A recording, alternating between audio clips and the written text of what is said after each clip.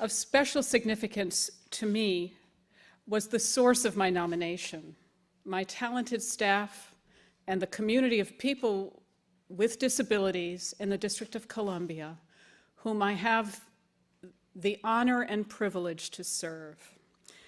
Together, we are transforming the Adaptive Services Division and the DC Public Library into an inclusive community place.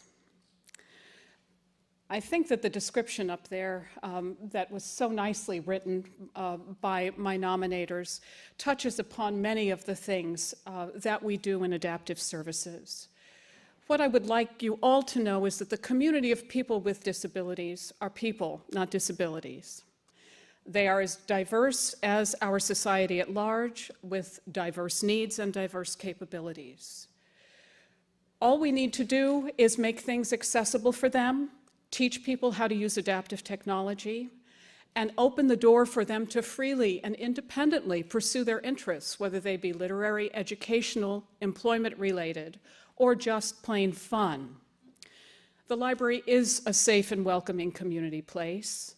Well, the Hackley Public Library is housed in a 121-year-old Richardsonian Romanesque building inspired by Charles Hackley's reading of The Gospel of Wealth by Andrew Carnegie.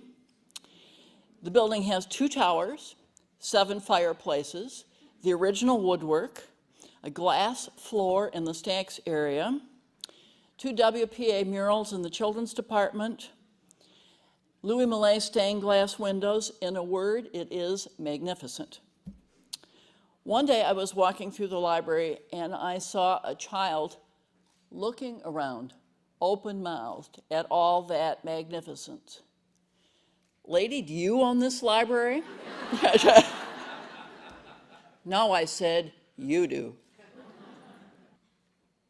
About 5 years ago, I got a phone call. It was my dad. He was really, really excited. He'd just come back from a trip to Boston, and a highlight of his trip was a trip to the Boston Public Library. Jenny said, "It was so great, it's an amazing space, and I met a real librarian there."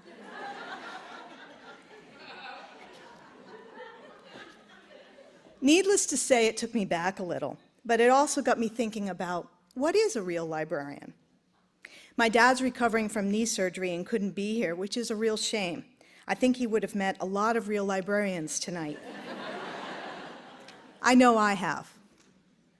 I think being a real librarian is about caring, maybe too much, seeing need around you and creating programs, services, environments to help people in our communities thrive and to meet their needs and their dreams.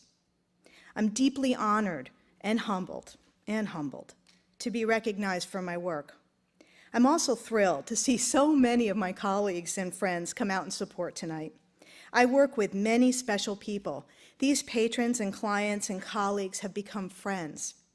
They take the work out of the job. And I've got to say, Connecticut is a great place to be a librarian. I've been a librarian for over 30 years, and today I work, fortunately, in an urban, publicly funded community college, Sacramento City College in Sacramento, California. I see firsthand, on an everyday basis, how important access to education is and how important libraries are to our students. My students cannot afford to buy their textbooks, and our library becomes a major way for them to access information. I have learned so much from all my students. I have learned about hope, I have learned about resilience, and what it means to have a commitment to make a difference in the world. As a librarian, and now as a dean, I feel fortunate to work in a profession that has enabled me to address the achievement gap, to fight against inequities, and to work for equality.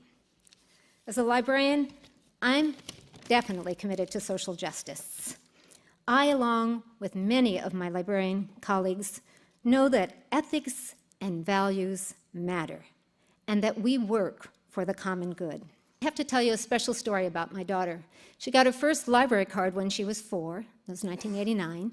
We walked in the library, and when we were in the library, there was an earthquake. California is obviously known for its earthquakes. So I always say of her library card experience, it was definitely an earth-shaking and moving experience, never, ever to be forgotten.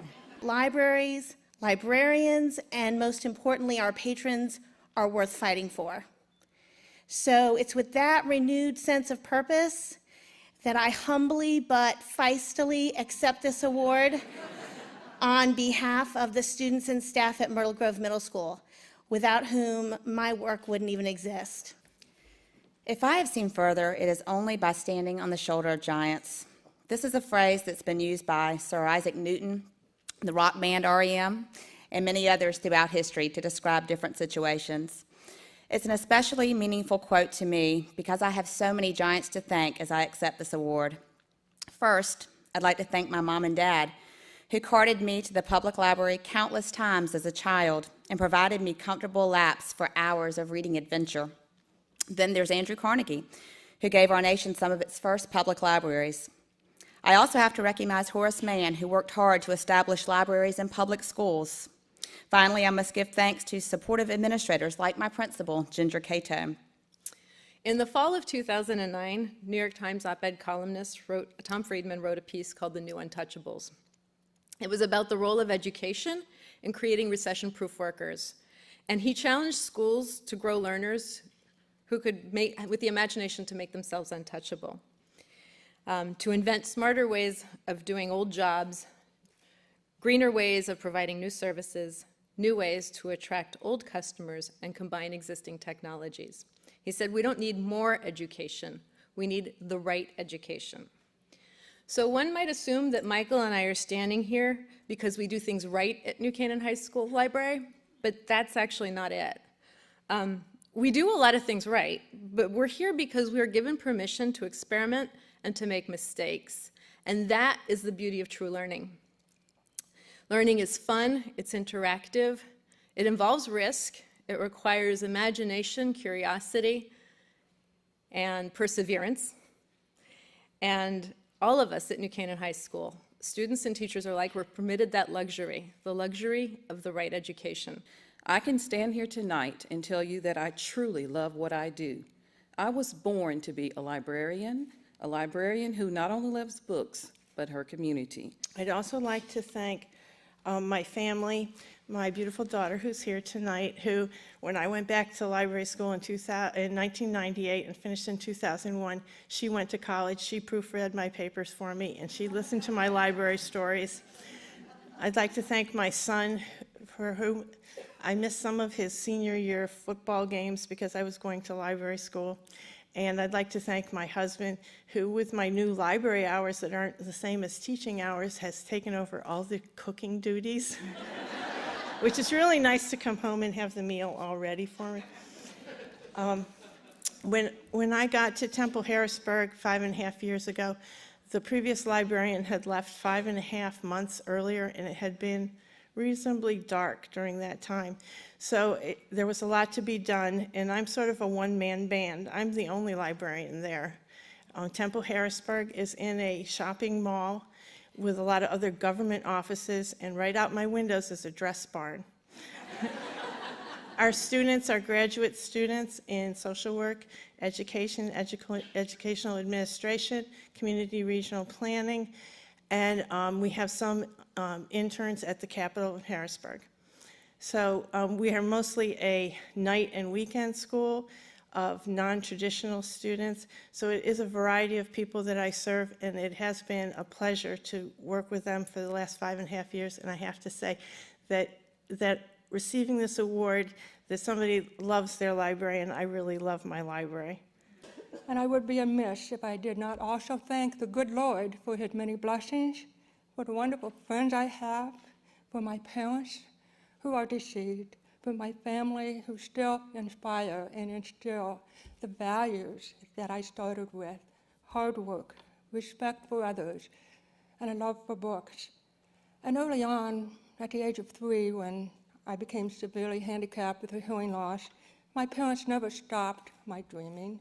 They said, whatever you want to do, we'll be behind you. Whether it was learning to play the piano, reading books, getting involved, being a journalist, and I turned out to be a librarian. They were behind me. They never said there was anything that could stop you. So believe in your dreams. Don't ever give up. Believe in your libraries of the future, in America's libraries. Thank you so very much. And I just really will never forget this night.